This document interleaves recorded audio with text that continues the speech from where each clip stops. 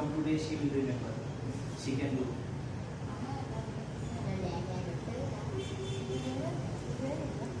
Okay. So what do you understand here? What do you understand here? What is important?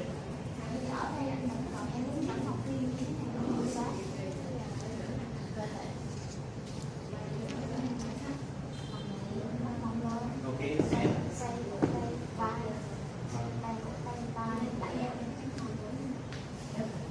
Okay. So see here, when you teach this, so first 50%. So maximum people do like this hand, straight hand, and up, down. New student. Okay. But when you little bit watch, like bending, so little bit inside. Inside, and then lift up. Okay, so you can do easily, but it happened with me one time in class. I was telling same technique, but one member shoulder come out. Come out means like her shoulder joint open and it's moved down, and she hold here just like it was. And everyone staring. You understand?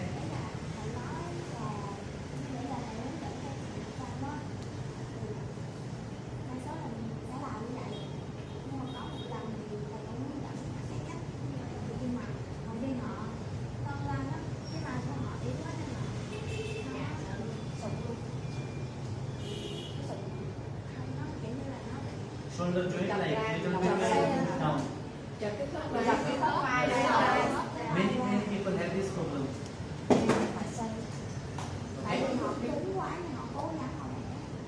Okay, so that time teacher scared too much. But it's happened that. So what you will do?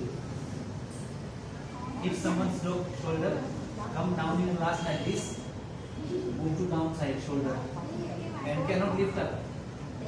Not have control after that when it's moved down. So how you will support that? And how will you do that time in class?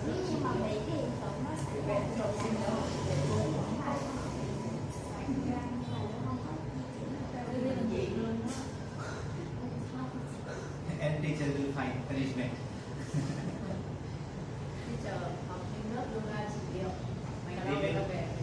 We will do again. But if you support proper, so this will not happen. And try to say no need to all, just half.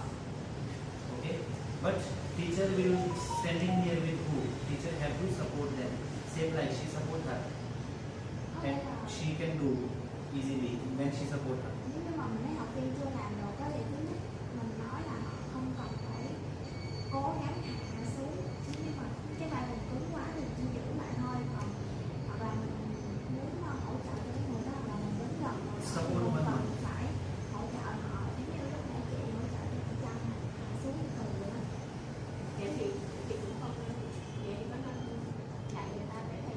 Okay, so here, come here. She's saying something.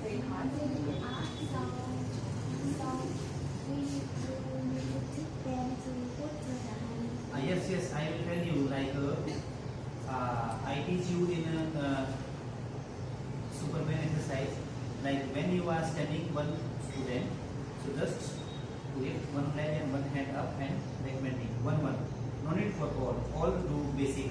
But you will support 1 1 1 1 3 1 1 1 3 1 1 1 3. So 3 asana you will help 6 people. You understand or not?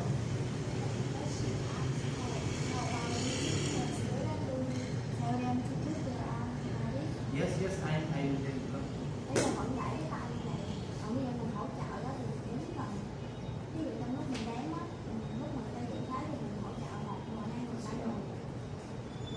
Okay, so see here. First, when you teach high level, type 5 schools, so they will, when you teaching or when safe. So normally they will hand like this. So you have to tell them hand move inside. Và bình thường thì học viên sẽ để cái tay xuống như vậy. Thì mình có thể nói với học viên là để cái tay xoay vào. Okay. Then regulate. Inhale. Just hold here. Just hold here. Hold here. Giữ lại. They cannot move. They cannot go more. So you will support how? It's my leg. Just let your one leg down and one hand catch here and then lift up little bit and then support. Find balance. After then come back. Then let and come back. Sit down. Also easy. Hai tay ghế. Tập chuột về xuống hai giờ. Hai tay ghế. Tay dài xuống sau. Hít vào. Nâng lên. Good. Let your knee support. Catch here. Mình sẽ để lại đây. Come back. You understand this? You have to learn how to support by leg. So we did this class also use the same. Mọi người còn phải học cách là quay cái cách nào luôn. Chỉnh thế, còn hỗ trợ cho người khác bằng cái đồ của mình. Tay đây đi. Tay trái nâng vùng chân phải. You remember this?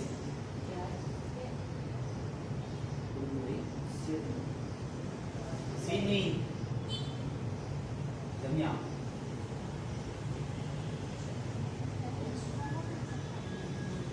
You understand? Miệng đau quá mình Không ghé áp dụng. Tay trái nâng vùng chân Có phải. thể cấm. See here again. See here? And knee. Support. Push. And then twist. Spine. One shoulder. Okay. Just support. Okay. Hit power.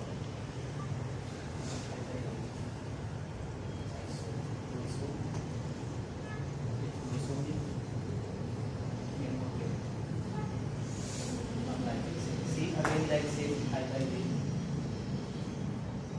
I so sound. Hit power.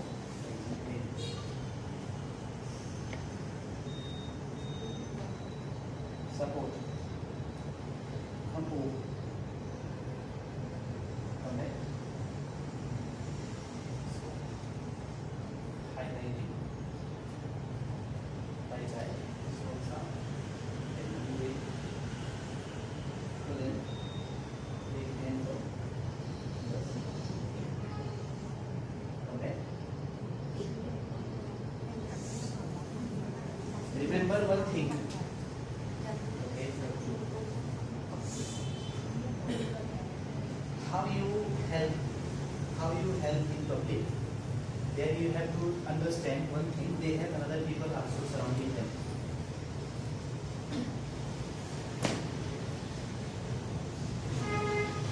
So when you help in yoga, so your hand should be very polite, very carefully. When you know how to use hand, how to use body in class, so it will not make you tired more. But if you don't know how to support, how to push, and you touch in a polite way, so another people many will feel jealous with you. They will feel uncomfortable with you. They try to do something wrong about you, and you will feel more tired with teaching yoga. So you have to learn how to touch, how to push.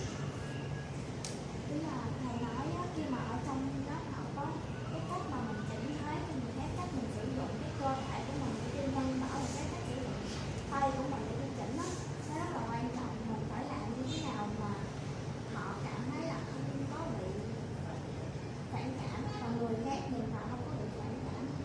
Còn nếu như mà mình làm mà người khác cảm thấy mình quá gần gũi hay là mình làm mà người ta nghĩ là ông ta sẽ có gọi là nói xấu mà, nên là họ phải đánh lại cái trung tâm thì nó rất là phiền trong cái quá trình mình dạy, không có tốt cho cái quá trình mà mình đi dạy, nó sẽ gọi là nhiều chuyện xảy ra nặng đầu. Not only someone. For example, if I go to practice yoga with any woman teacher, and my wife see me how she supporting me very closely, like very tight hug or something, so my wife will feel jealous with that, and maybe me and she will unpeaceful at home. What reason? Yoga class. Nghĩa là mình làm nhẹ nhàng giáo viên nhưng gia đình mình có nên là ảnh hưởng đến cuộc sống của học viên. Ví dụ như học viên của mình là đang đi So you have to see, same me. For example, I am teaching you. So if someone, your boyfriend or husband will see me and doing how over something, overacting, over pushing, not polite. So your boyfriend or husband will make you tired. But they are not your mistake. It's my problem because I did something over that hurt them, and you also don't know what happened. You thinking in your mind that I am doing normal yoga, but they thinking it's serious too much. But I am also knowing that I am doing over because I am little bit interesting with. I see that someone is beautiful or someone is attractive or someone is something. So we sometimes do extra activity. So we sometimes get to trouble, unpeaceful life. Nói chung là khi mà mình hướng dẫn và mình dạy một cái thì mình cần phải cẩn thận một xíu. Ví dụ mình quá là thích cái động tác đó, là quá là thích cái động tác, là mình quá là năng lượng cái buổi học đó, thì mình cũng cần phải kiểm soát lại cái tư thế của mình để đừng có gây ra những cái động tác những cái gì đó không hay cho mình và học viên của mình. Rồi những cái ngày So trong học you have to learn many good technique for back opening, many good technique for hip opening, but easily open and what we exactly want: energy, flexibility, strength, mobility in body. So how we can get that by easy way, not complicated way. có nghĩa là mình nên ví dụ như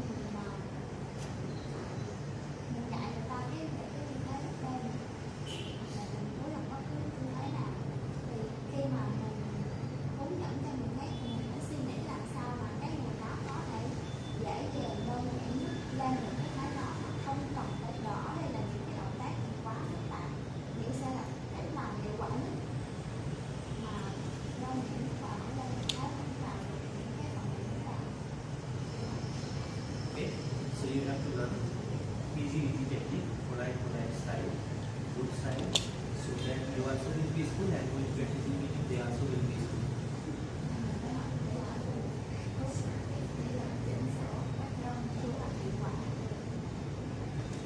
Okay. So after finish this, then you will give them experience little bit bending. So in that you can teach them lie down and chakrasana, lift up. Rồi sau khi mà mình hướng dẫn học viên cách sống quen rồi sau thì mình sẽ cho họ đẩy bánh xe từ dưới lên, đó là nâng người lên để cho nó lên sâu hơn. Okay. So how you will teach that? Who can do? Like do and sit. Mình sẽ dạy cho những người nào mà đã Like here you did 50%, no need 100% with new student. But new student lie down and let them do chakrasana.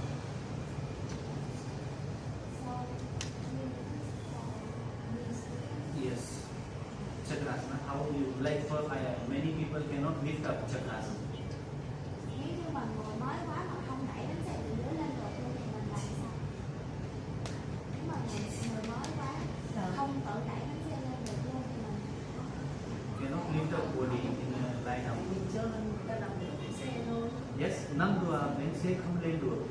Đây một nửa thôi, như này thôi. Ở đây thì mà thôi. But after finish this, you have to lay back bend class. So that means you will do like this. But member cannot lift up. Có lỡ, cho nó làm cái câu. Okay. After that, Còn kéo lên nằm đó.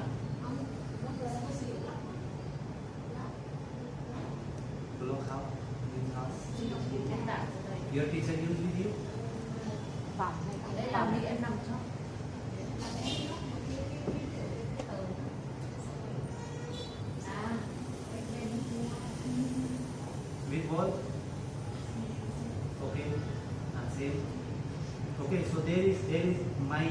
my experience. We support normal, catch your back and lift up.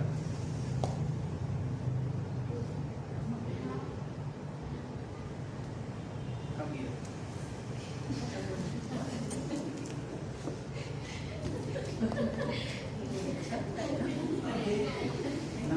Number. See here. Okay. Here have many techniques.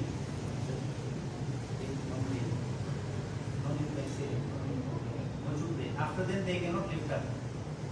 So first technique, easy. Just catch here and up.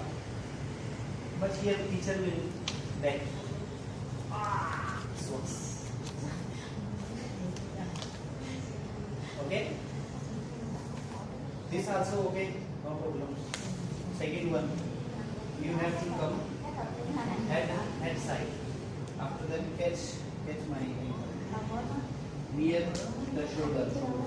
Just straight here. After that lift your hip up. Hold here. Okay. After lift up, control here. Then catch the shoulder and up. Push up. Kiên chân này, thân tay, thải tay, thân tay. Okay, thân tay, then catch here, slowly, so. She flexible, so it's easy with her. But you will feel difficulty with some people. Some people cannot lift little bit up, and you feel need power too much.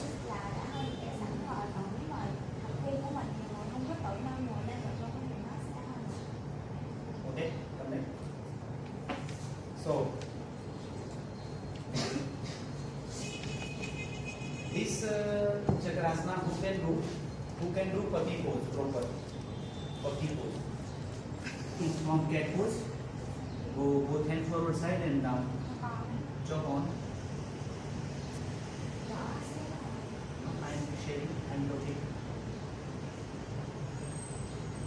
And after who can do puppy pose, who can do cobra pose proper, they can do this easily. Catch my ankle, easily they can lift up. So when you are teaching class, you have to see basic activity who is doing very good. So let them experience this. And who cannot, who have difficulty to do in a puppy pose, cobra pose, so you have to give them another solution.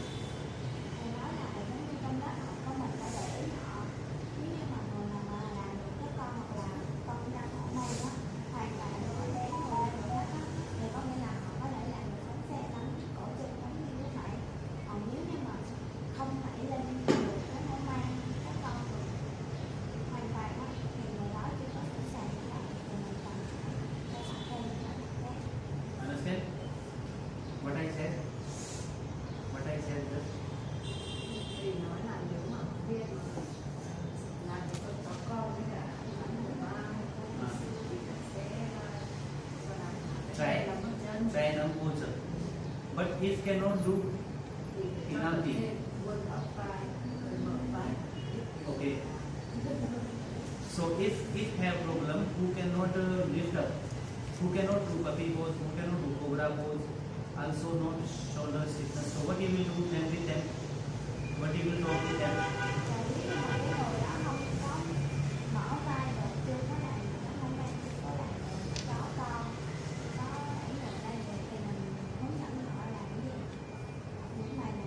How you handle them?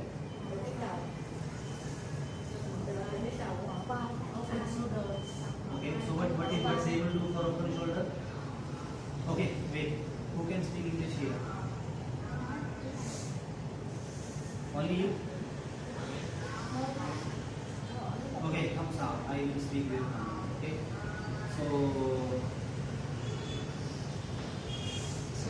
you come here. We are doing backbending class, okay? 1 hour class I did, but my shoulder is very tight. I will probably have something like that. The yoga, why is it good? Now you can see.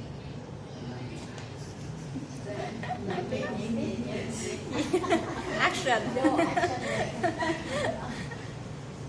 Dốt phải không chị? Vai Vai. em lưng trên thì nên cắt gì? Cắt vai, Bỏ vai.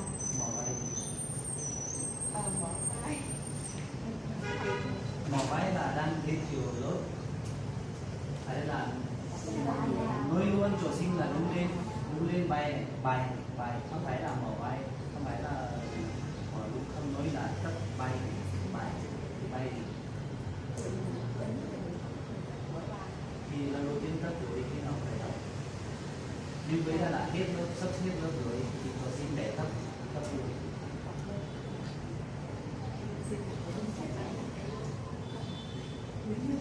Không sao, vai rất ngon thì mở vai vai thì thấp rồi xin thầy bây giờ có một bài mỗi bài biết nhưng không là không hiểu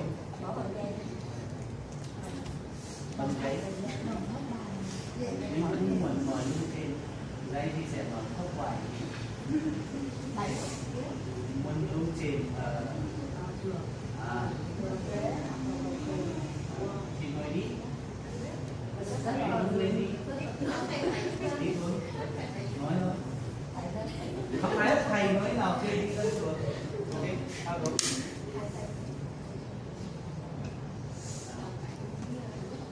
ok nhưng mà vai trên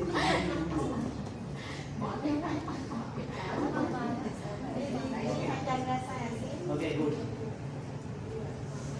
khi cần biết một bài mở lưng trên cơ bản thì bài cơ bản trên tham gì puppy book thì vấn đề là puppy book vấn đề là con chó baby Chó con. chó con vấn đề là chó con không làm được thì chó con không làm được thì chân chân không làm được đưa tay lên rồi lúc trước đuổi thì vấn đề đó khớp phải và lưng trên thì một chút xuống ở sau rồi tôi này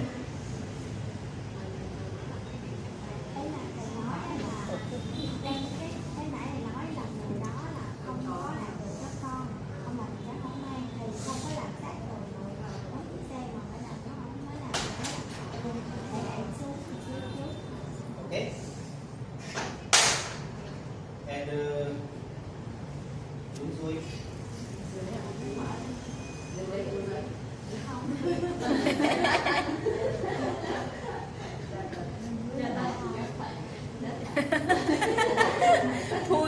Thua teacher.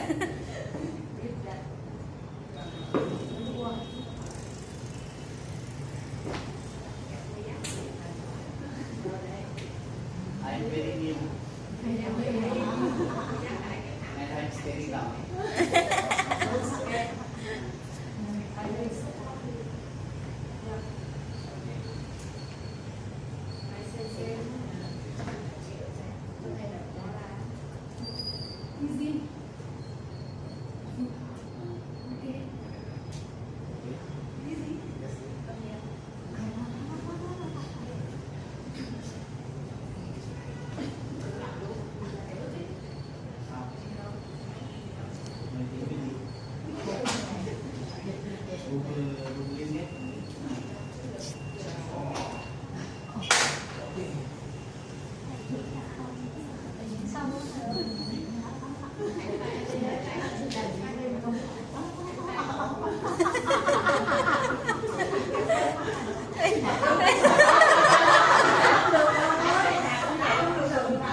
okay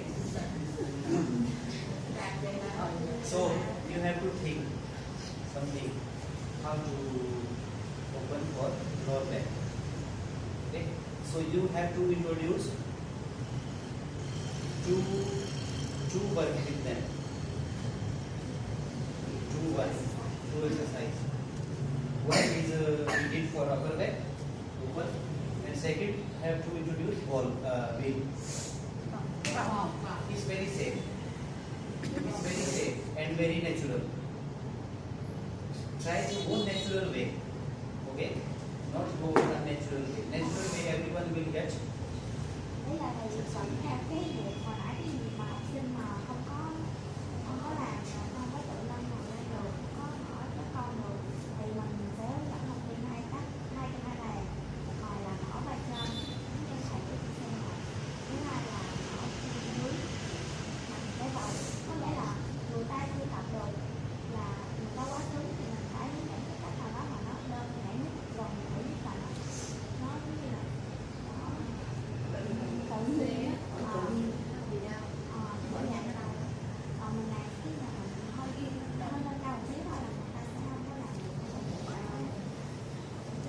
Okay, understand? So our target is flexibility and strength. So achieve that by natural way, easy way. I don't know when you get that flexibility, but you try every day.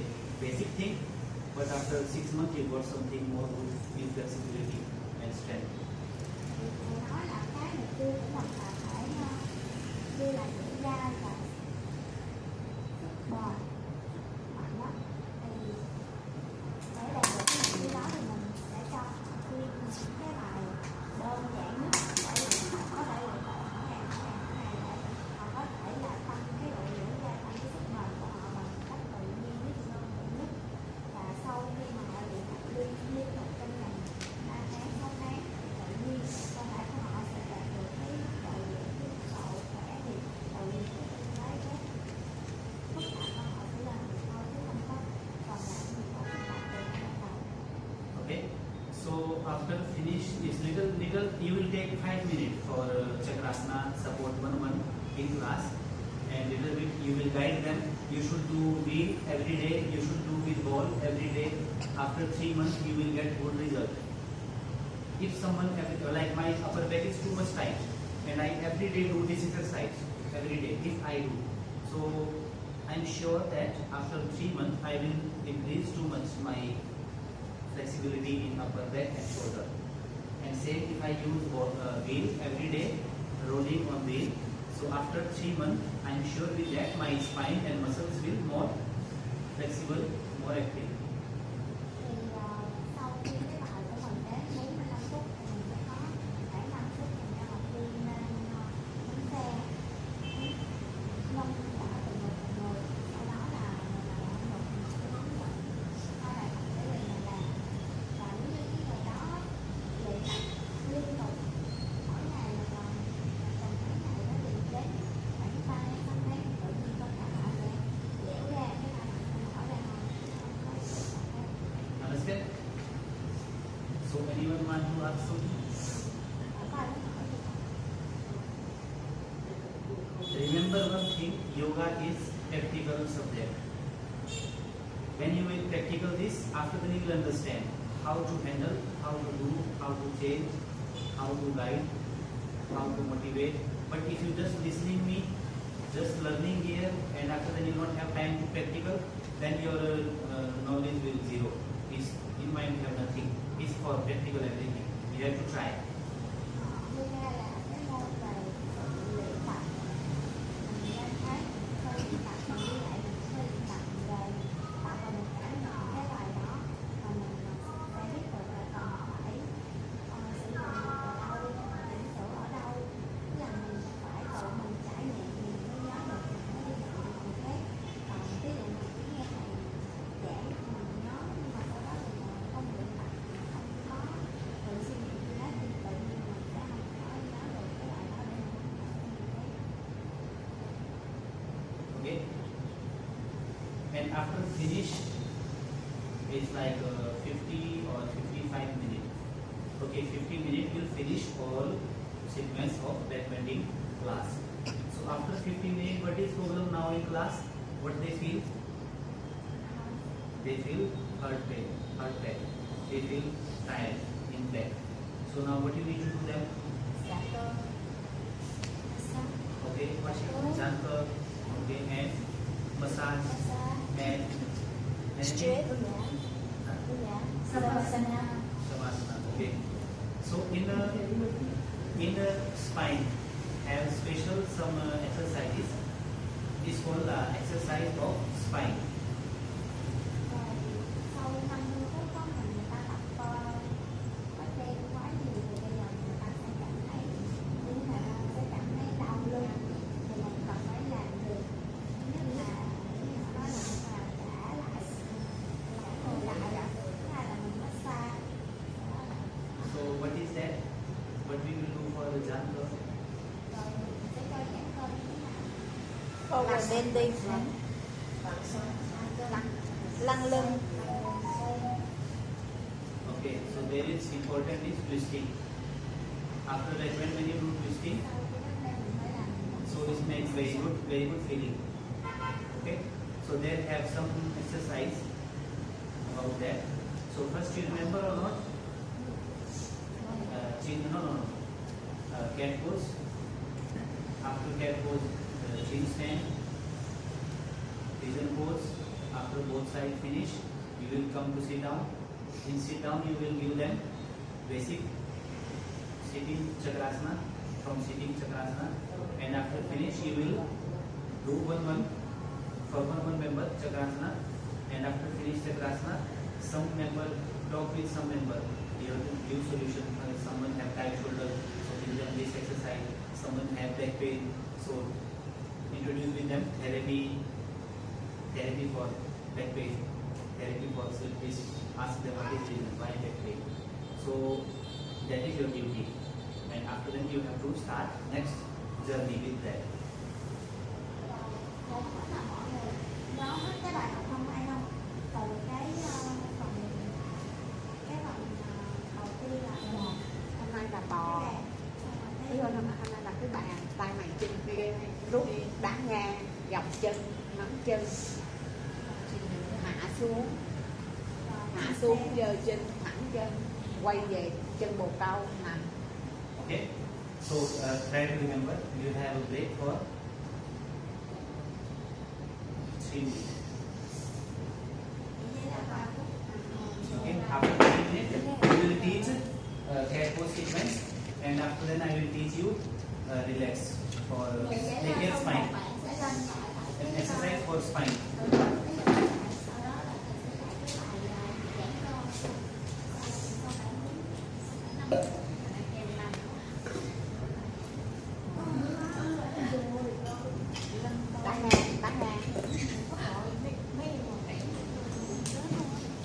Đá ngang đúng rồi, tay chân ngang rồi hâm xong rồi rút lên nè, đá ngang xong rồi quay lại nắm, đá ngang đúng rồi nè, hạ xuống chưa hạ cái cằm trước, nâng cái chân lên, hạ cái cằm thẳng lên rồi thẳng cái chân trái nữa, cong chân trái thẳng chân phải, đúng rồi đó, rồi xong rồi bước chân trái lên, chân trái Không phải đầu đá chân trái là bước chân phải, không mấy cái đầu thôi, nhưng mà chân trái không mấy cái nhưng mà cái nghĩ là vậy, nhưng mà chị thấy người ta đi ngược lại vậy. Hồi nãy là mình nói chân Mà tại mình đổ chân sang ra vậy đó. nói nếu mà mình làm thì mình đổ Cái đó tùy mình thôi, hay là mình vậy. Không mà thông thường mà chân nào đau thì rút lên luôn thì đúng rồi. If vision forgets to say, Đúng rồi đó, lúc mình lên là đúng rồi. Rồi đúng rồi đó. Rồi giơ hai tay. Đầu tiên là giơ hai tay. Xong rồi nằm tay trước. Đúng rồi. Đúng rồi. Xong rồi mới ngã, thầy cho ngã nắm luôn. Nắm cổ chân chứ không bắt chân. Cái phần nắm chân này nè, chị thấy có người hay thường kêu mình á, là lúc nào nắm cái ngón cái mình giơ lên. Chị không biết đúng hay sai nha, có người hay nói lý do tại sao ngón cái giơ lên, tại vì khi nếu ngón cái mình giơ lên thì cái vai của mình nó mở, nếu cái ngón cái mình úp xuống thì cái vai mình nó không, cho nên có người khuyên mà mỗi lần mình muốn nắm chân á thì mình lên ngón cái đưa lên để mình mở được cái vai.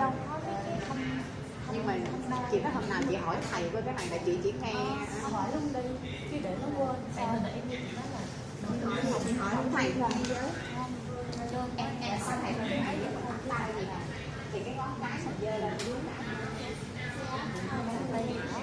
hay là mình cuốn không phải. okay, you can take both.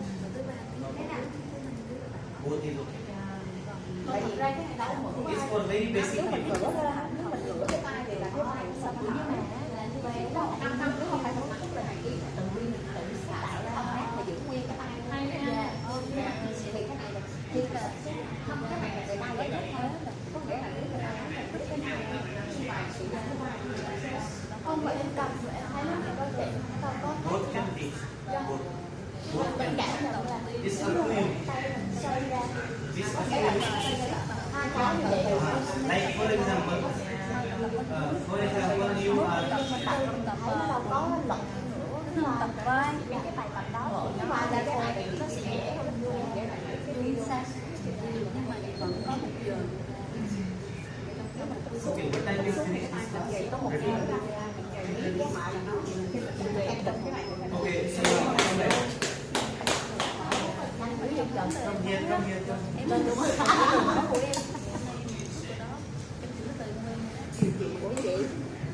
xong rồi hả?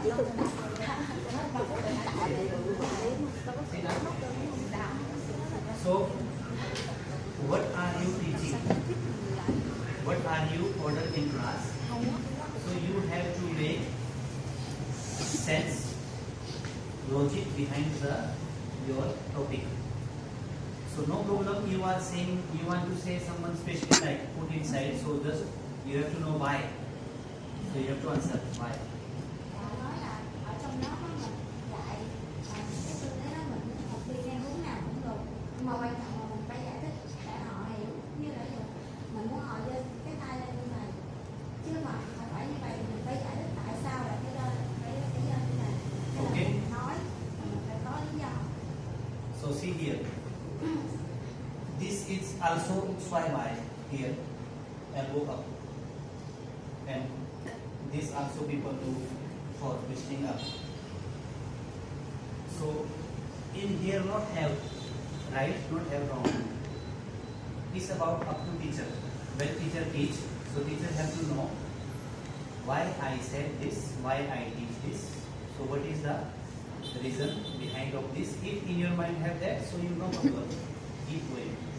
Hay là ví dụ như cùng một cái động tác nhưng mà nó có hai cái cách làm khác nhau, thì có thể là hai cách đó đều đúng, không có cái nào sai hết. Nhưng mà quan trọng là khi mà mình kêu học viên làm theo một cách nào đó thì mình phải giải thích được cho họ là tại sao phải làm như vậy.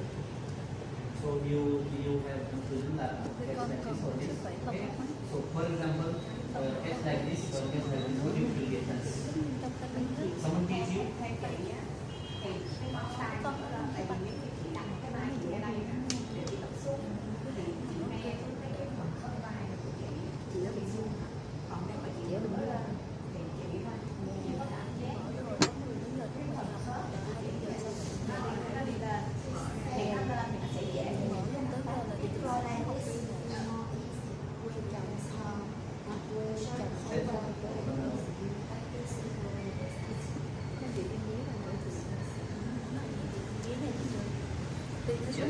So say you have to, but according to me, if someone asks me, I say both okay.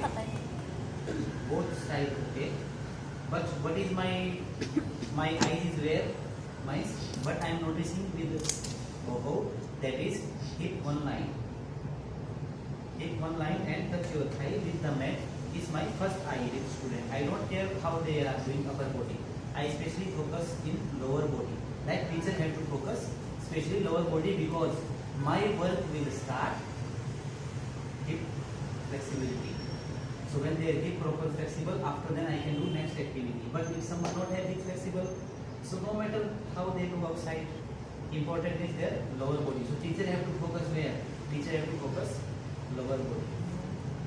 Okay. So you understand? thầy nói là trong cái tư thế này á, thì đối với thầy thì tay để hướng nào nó cũng không quan trọng hết, mà đối với thầy thôi thì thầy sẽ tập trung vào cái phần mông của học viên, xem cái mông của họ đã hạ xuống ngang với nhau chưa. Nếu như mà hạ xuống chưa ngang có nghĩa là họ chưa có mở cái hông thì chị lên để ở phần trên là cứng khô và trả sẽ bị không trước giờ đúng không? So when we see hip online and proper sitting, after then we can active their leg muscle, hip muscle, because we will do their back bend. In pigeon pose, they have back bend everything. So then we can squeeze all muscles of leg. After then hip, after then lower back will squeeze by hip, control by hip. Then we will use same lift chest up and squeeze more. So you will never hurt. But if your hip not one line and you try to do with them back bending, so they will not connect energy. Energy means connection in body. So first lead body alignment proper one line. So hip will, when we go little bit one line, then we can connect. Right, for example, right leg is that side, so we can easily connect hip muscle, leg muscle, and then that will support the back muscle for squeeze, for bend. So teacher have to focus what is the real alignment there, hip one line. Thầy nói trong cái tư thế bộ câu á, thì cái quan trọng là mình phải tập trung vào thứ nhất là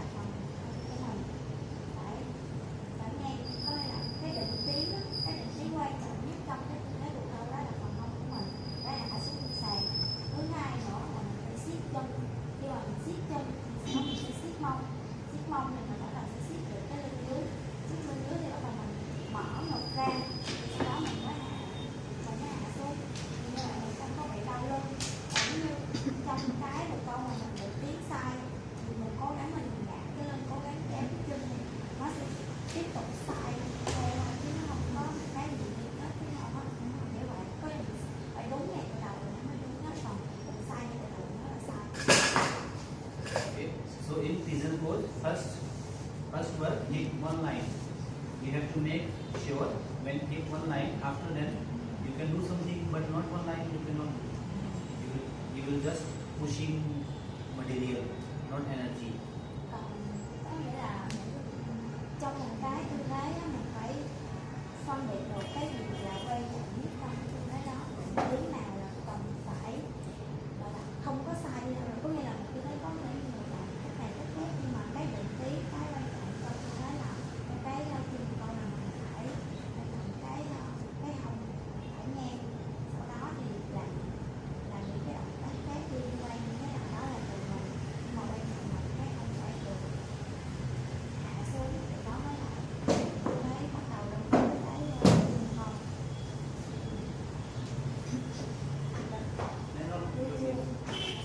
Okay, so you understand or not? When you teach pigeon pose, so first task is see that hit one line or not. After that we can do back bend. If not one line, so have to think how to let it one line. So if you want to know about that, so we will talk about it. If you not want, so we continue for relax. So I explain. Đấy là thầy nói là mọi người có muốn học tiếp thì chắc để làm cái này cái học viên trong cái hông ngay tại này hay là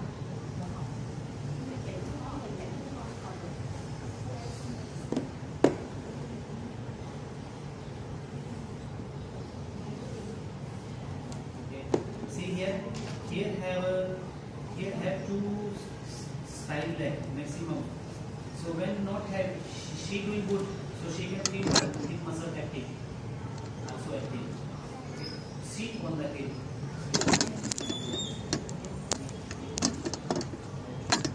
Yes. Sit like this. So automatically you see back hip in one line. Then we stay with the joint and then highlighting. Now here she can use Sirkarmam, Kamzat Sirkarmam and Uchut Ballu. When she ballu, so feel here muscle. This side. Sirkarmam, Sirkarmam. Okay, so nice. It's called Hanumanasana. có đây là cái tư thế này sẽ là Hanumanasana. Bảy cơ bản. Để hai cái Và chân xoát. Sạc dọc. Sạc dọc. Split, front split is basic. Okay, so first practice hit one line. When hit one line, then slowly shift leg forward. But it's another. Here is another class. But here only for back bending. So if new person sit on hill, automatic will one line, and they can easy to lift hand up and down. Right? Thì trong cái động tác này mình không phải là tập trung vào sạc dọc, mà mình tập trung vào mở cái lưng, cho nên là mình cho học viên mở lên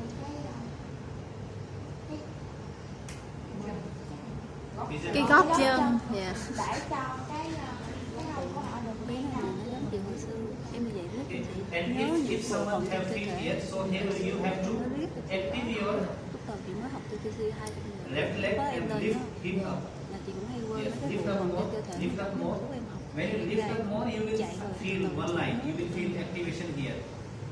Sau đó mình có đây là mình Cái khúc bắt nó đầu có với lại cái khúc cái cái gì mình đó cho học viên là cái hơi lại là mình lên phải tự tin thầy đã đi lên And up, high, and control up here. Control, just control. And lift up. Not in back bend, lift up. Little bit back bend. One look. đã lên mình xíu. Okay. But active the leg. Very important. Leg side which leg should be active, hip active, back active. So you will easy to use your muscles. Cái mông mình đặt cái lưng em dạy cho mẹ em nói cái đường cái món 15 phút đầu Okay, you understand or not? được có 15 phút đầu tiên khi người ta tập không được nó hồi nữa mọi người important. ra lúc mà em ra dạng như vậy If someone can sit like her, cực kỳ so she is khó very good hơn so với student. những người đã biết But if she cannot sit like this, so let her give sit on the hip like this. Okay, for let her hip one line. Có hai cách chỉnh. Okay, and if she want to like here, just in here. So normally she will sit like sit one side. They sit like this. Member sit like this, and not have energy. Not have energy here. So bring energy here means active this part. So let lift up the active energy active here. So now you can use this area. But if you see one side, so just you have little bit back bend here, and also not you cannot hit what actually what you want here. You cannot do that.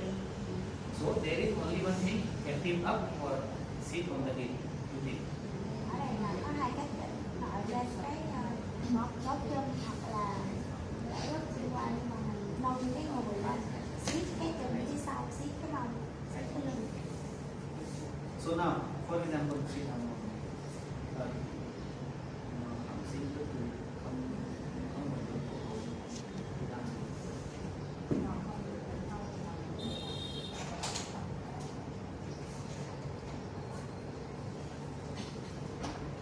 Ok, hiểu rồi. Cái đấy là được rồi. Nhưng khi nào thâm lam bước bổ cầu thì giới thiệu bài mở hông. Bài không giới thiệu gì cả, ở đây giới thiệu lớp mở hông.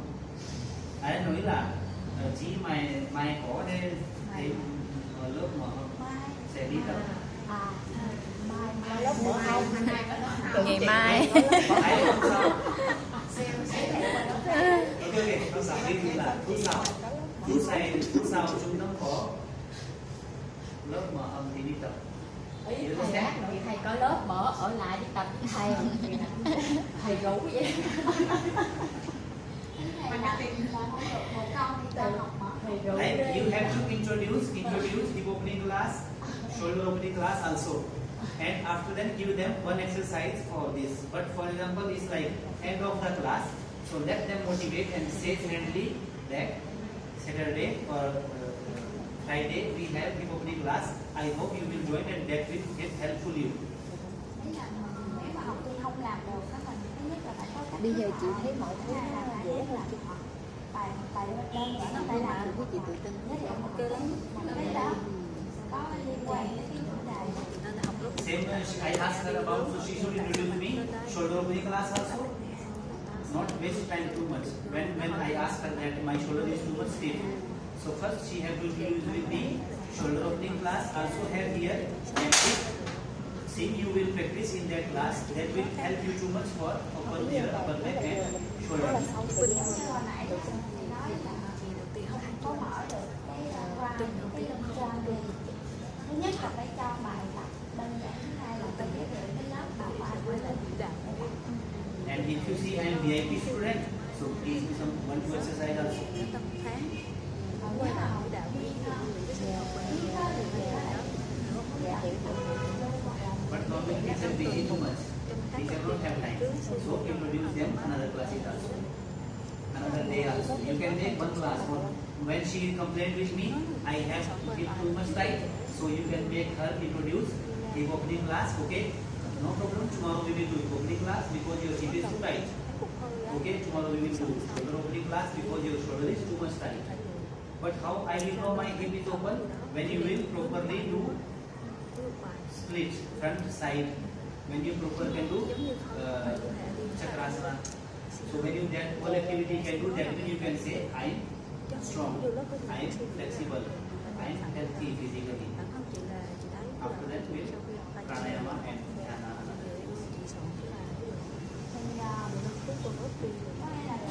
Trong một cái động tác đó họ chưa có mở được phần nào, phần đấy còn cái lớp liên quan đến mở cái phần đó ra, mà họ tập luyện liên tục như vậy cho đến khi mà họ đã đạt được cái độ mở như thể vừa xuống bắt một câu đường thì bắt đầu có mình họ sẽ gọi là một cái chứng minh là cái cơ thể họ đã đủ dẻo dai, đã đủ khỏe mạnh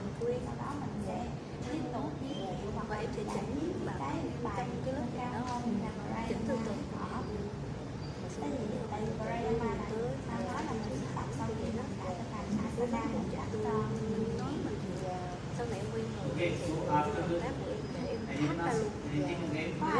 Mình dùng We vô cái start kỹ thuật relax. động tác của mình phát ra luôn. Lúc đầu mình phải tập vừa tập lại vừa tập động tác vừa nói. Vậy là vậy đó. giãn cơ sâu đến đây. Okay. First we complete basic classes. Okay. After finish all classes, we will do one posture. Advanced. So for example, pincha, handstand, chin stand, bow. Em chỉ đi cho nhớ Okay, one asana we will. Học xong nhớ hết từ lúc đầu mình phải tập thật sự tập luôn. Để mình nhớ mà vừa tập vừa nói mình chậm chậm động tác đó thì phải tập tiếp tập nữa là mình nhớ là mình hợp lý. Nó hợp những cái lời nói của mình. First we complete Batman class.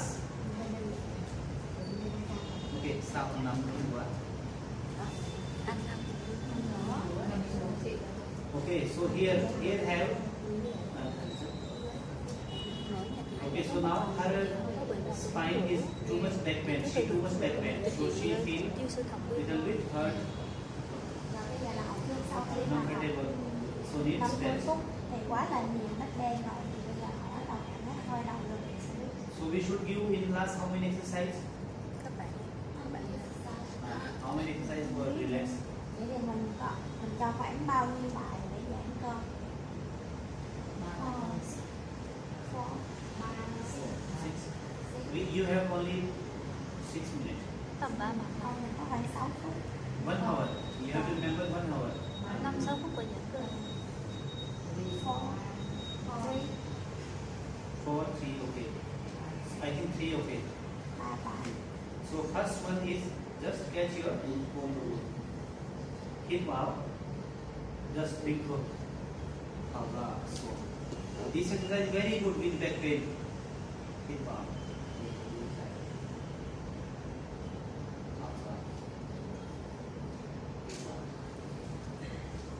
You see?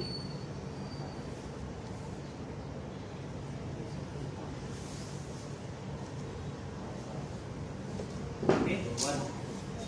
Exercise 2. Okay.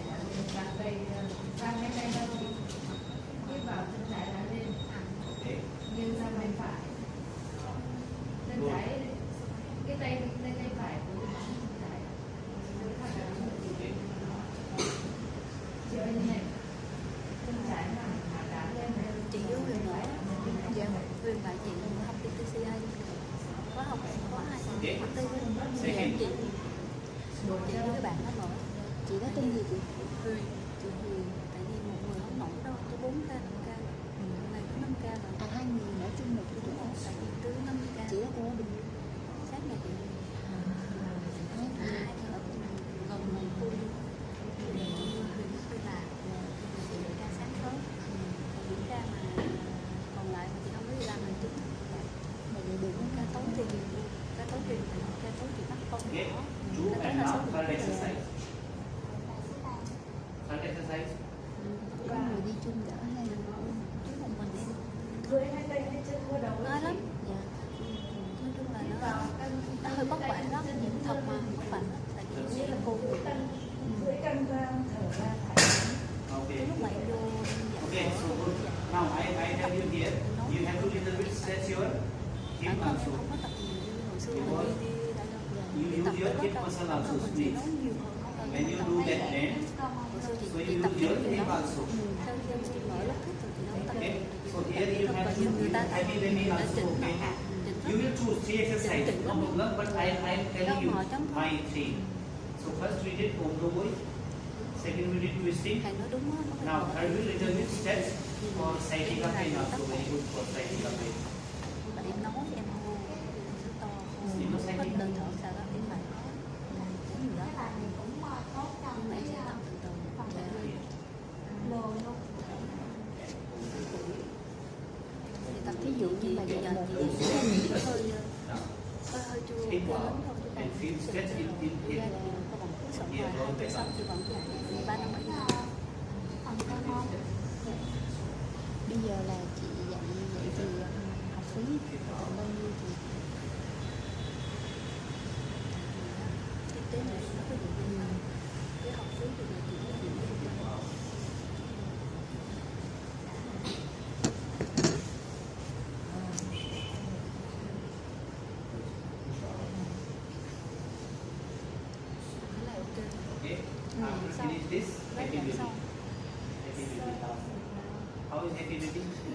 Okay, doctor.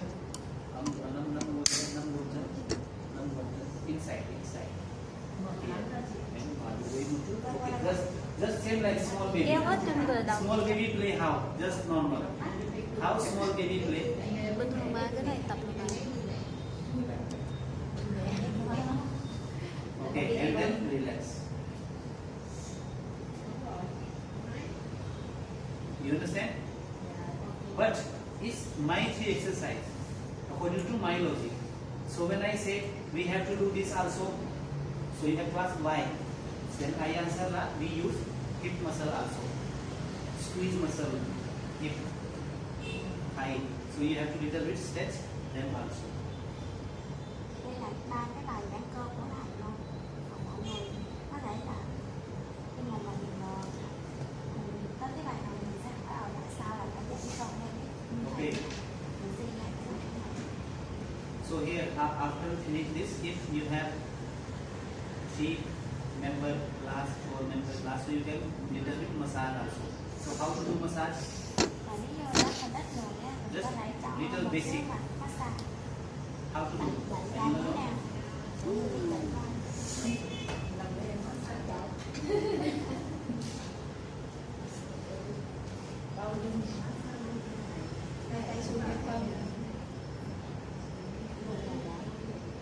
If you want. Sướng. Mới từ đi học thì có hay. Em nhớ là em có bài tập hai dạng bằng luôn. Mặt về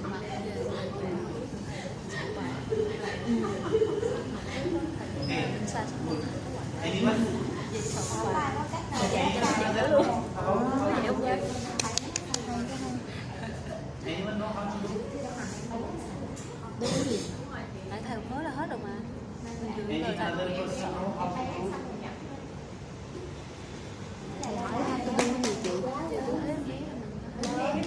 Thầy hỏi gì chị?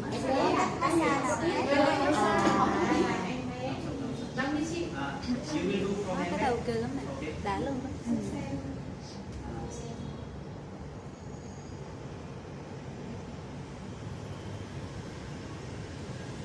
Chị á là biết chị làm sao chị nằm lên cái lưng chị đó đó chị lên chị làm đi học viên của chị đã chị lên chị làm đi chị lên chị làm đi Nằm nữa hả? chị hãy cho mấy bạn người đó xem 5 người You will do how massage. chị lên lại đi You will do how?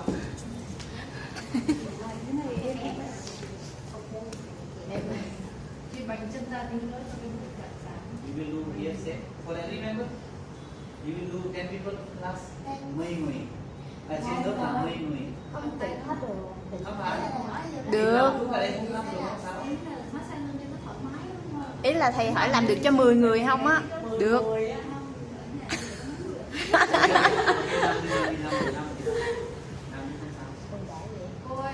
Quá đã. Lăn lưng luôn đi chị.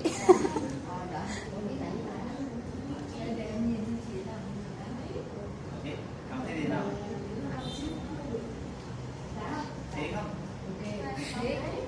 Thế trong cái gì? Particular name? nhà chị hay nằm này nằm phút vậy đó vừa đã cái lưng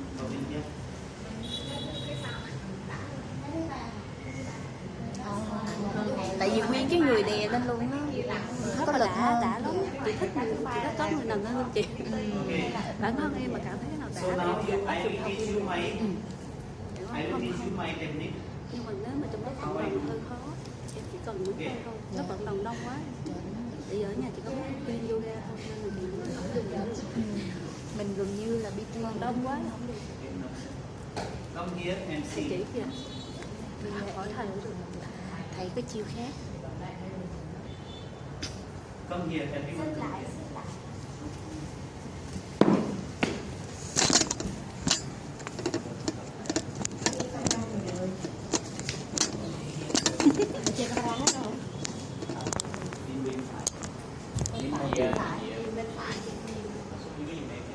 Qua đây nè, qua đây nè, để che camera.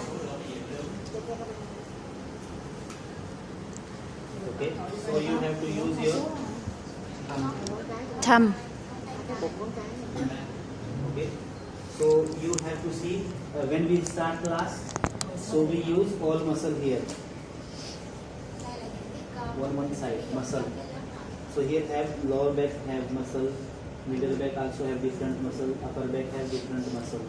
So have muscles here and have hip muscle also we use. Okay. So here we will make together her massage and her massage together.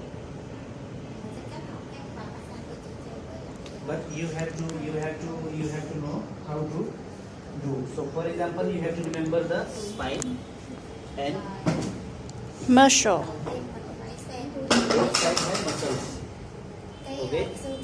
So first we'll start from lower back. So just like feel the muscle and just move the muscle. 1, 2, 3. Okay. Then go up. 1, 2, 3. Then come up. 1, 2, 3. Continue. 1, Wow. 2, 3. Đã ha. 1, 2, 3. Then near neck. 1, Thầy ơi, ở đây còn 2, 10 người nữa. 3. Okay, wait. It will not take time too much. And after then, press same. 1, 1, 1, up down, up down. Okay. Then come down. Then little bit press. Activation. Que. Cái đó là que Hip tí muscle. chị. Hip muscle. You have to feel here curve, not bone. You have to find curve. Here everywhere okay, no problem. Here have bone, not bone. Upside. Injection, where injection? Tiêm. Okay. Now Đúng rồi, chỗ đó here đó. this practice will come. Just here, inhale, hít vào, thở ra. So here you have to just little bit. Wow. Thở ra. Wow. Thở ra. Okay. Không, mà ấn đúng mới kêu đó. Then just normal. Chứ mình ấn sai làm sao nó kêu. Then same muscle. 1, 2. Cái đó phải tùy người biết làm đó ha. Okay. After then embed. Trời ơi, sướng quá à. Em bé để lên. Okay. In embed, if you sit here, you will not use power proper. So just come up and use your both knee. Press lower back and then proper connect with muscle. Tay lên trên, đầu lên trên, răng, and stretch. Cái này 600.000 giờ đâu đúng rồi. And then come back. Huh? Ship 100,000 đồng qua đầu. Okay, wait. Nó Come back. thêm như bộ. Đấy. You understand? Dạ, phải quen với thầy. Listen, I have experience with this, but you don't need to do this for everyone. For everyone is basic stretch, normal, going. Okay, this for someone who said I have pain, I feel tired, your face not energetic. So when you do that, so that feel yes, good. I feel. Yes, they will ask you like this, but there you have to say that you have to use energy too much. And my class price how much? Đây teacher This you will come by practice. When you will start, you làm sao mà ấn đúng chỗ để kêu. Đúng rồi. Chị kia vậy. Đúng rồi. Không dẫn ra cho Dư làm, Dư biết làm. Trời ơi. Không làm đâu. Cái này không phải vậy nhưng mà cái này siêu phải vậy nhưng mà nghi ngầu nha. Nhưng mà mình có cần phải làm những cái bước kia trước không? Hít vào. Hít rồi. Đây thầy, để em làm thử với thầy.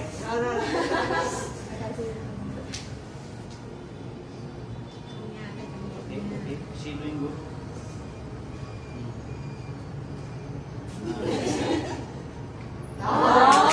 Chị xe đạo á. Chị xe là nghe nha.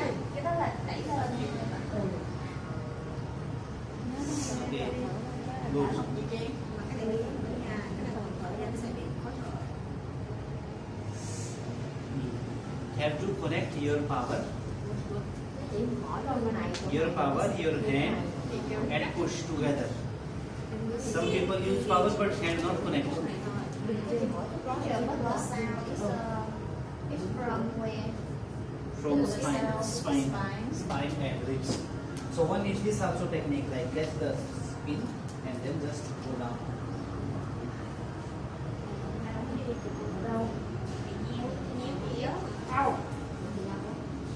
This also have technique.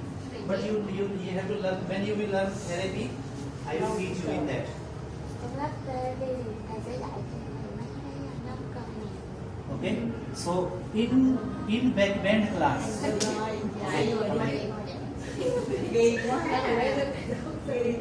Okay. So now you have to learn this with feeling. This no need to do for back bend class. This for you have to feel another person. Thế là mình phải cảm nhận cái cơ của người bạn của mình nó đẩy như em làm sai thì lại là Nghĩa là khi mình đưa cái phải mình vô là mình cảm nhận cái cơ của cái ai. When you have good sixth sense. Nó sẽ dễ bị nhéo. Đây bên sau. Đây đằng sau. Chắc vậy. Đừng có béo cái đấy đâu. Ở thôi chứ không thể nào nó dày One side cứng bên and push. Push. Push. Use hand and power together. Push deep.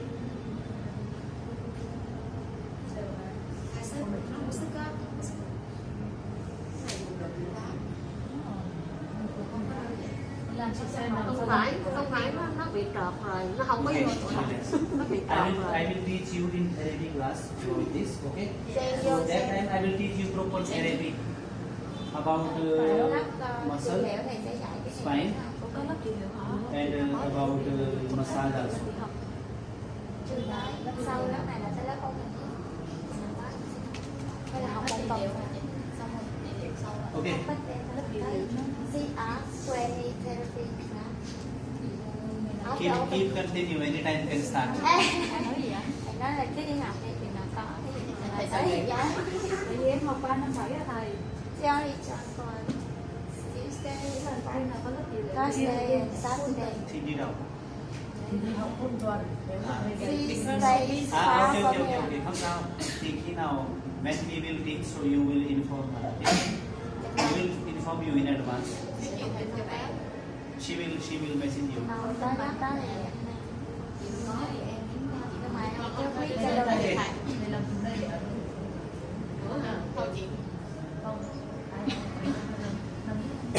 Okay. Lẹ ghê. First you don't need to learn make sound. Learn how to go with muscle. Feel the muscle. Đúng rồi, cái quần này dễ nhìn này, cái quần này dễ nhìn nè. Okay. Start 1, 2, 3. Use thumb. 1, 2, 3.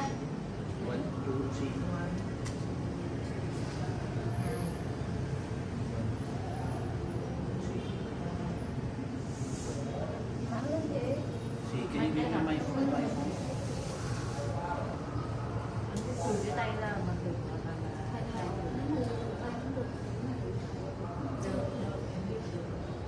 But 4 cái là dễ chịu. Nhẹ tao.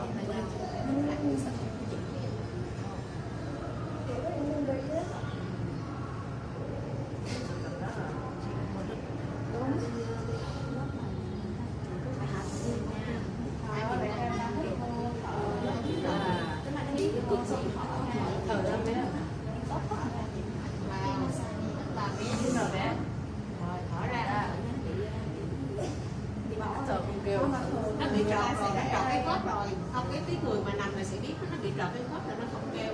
Khi nào vô này Đúng rồi, chị Sen rồi. Quen chị Sen. hồi nãy chị thấy cái quần nó trơn là nó vô cái khớp nha, nó kêu cái rắc mà từ ở dưới nó trợt vô cái tay.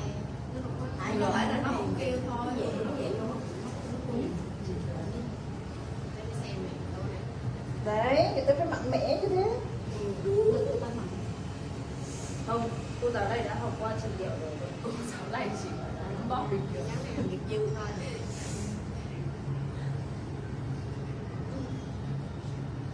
Nhưng mà chị xem lần sau thích lắm. Chị xem ở đây em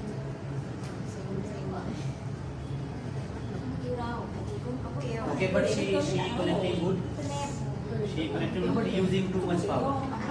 Còn cái dừng nó làm kiểu này. Con mày nói gì làm cái tao lúc đó nè. Có gọi là có gì lúc đó luôn. Có lực đó, làm có lực đó. Chứ mọi But người it's okay. I tell you one thing. You have to learn this, especially for your partner. If your partner feel anytime back tired, so you can give it with very good way. But if you don't know, so you'll lose chance to help your partner. ngồi tư thế như thế này. Còn cái chân quỳ, cái chân đứng để cho nó trụ đẩy người tới. Hiểu không? Chứ không em vô đi. Chú bị massage cho chồng. Ai dạ. Rồi, rồi chị. Để massage đó, phải là chân quỳ, chân trụ của họ. Hai tay đi điều. Cơ bản. Hai cái bên cái đường tâm Có sông biển đó, thì cờ dẫn cái móng tay gì lên nha để cái bụng nó bị căng. Cái thằng đâu là chào tạm biệt đấy. Cái cách nhau móng tay nó gần quá, xa quá. Có lần kiểu như cái xương sống nó ở giữa chỉ bị cảm giác rất là cứng nó là cơ. Hai bên xương sống mình nó móc một cái hai cái đường nó gọi là cái nhẹ quá chị ơi. cơ vậy. Hai cái đó là dòng cơ. Sao quá luôn quá.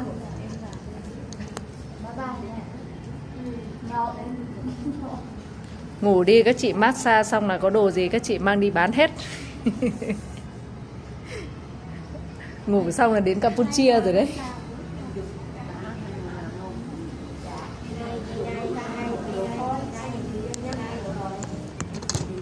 Ai đạt cho ai đen.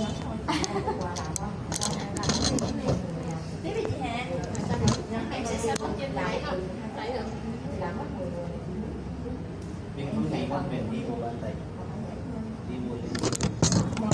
Chị xem như là đi học một lớp massage ở một chuyến 6 triệu hay 7 triệu. Ông xã chị đang canh cái lớp bấm nguyệt với lại chị Lì cho chị đi học mà ông xã chị thích chị học cái đó lắm, tại vì nó liên quan tới vấn đề ví dụ Lần đầu tiên không cần chị nhiều bệnh học có huyết áp hay gì đó, ông xã chị cực kỳ thích chị đi học cái đó. Kể cả mình có dạy học viên người ta tập sai người ta đau khớp mình vẫn Đi bóp học được. để cho mình có kiến thức, mình nói cho những người thân xung quanh, tại vì mình chứ em ở em cực quá. Đau, lực nhiều lắm. Tại vì Người nhà thôi. ông bà cụ lớn tuổi người kia hay đau này hay đau kia, thật ra là mình bị bó cơ lâu á, mình chìm cái mình chân thôi. Bó cơ như này một cái Nhưng sẽ chị thích lắm. Tiếp đi chị. Tiếp bó ông nộp tiền cho chị đi học. Cái lớp đấy ở được đâu chị? Cái chị nào ở Quyên chị nó giọng nó đạt nào vậy thôi nhưng mà Okay. You do hai người làm. Sao ấy, chị đang quay video đó.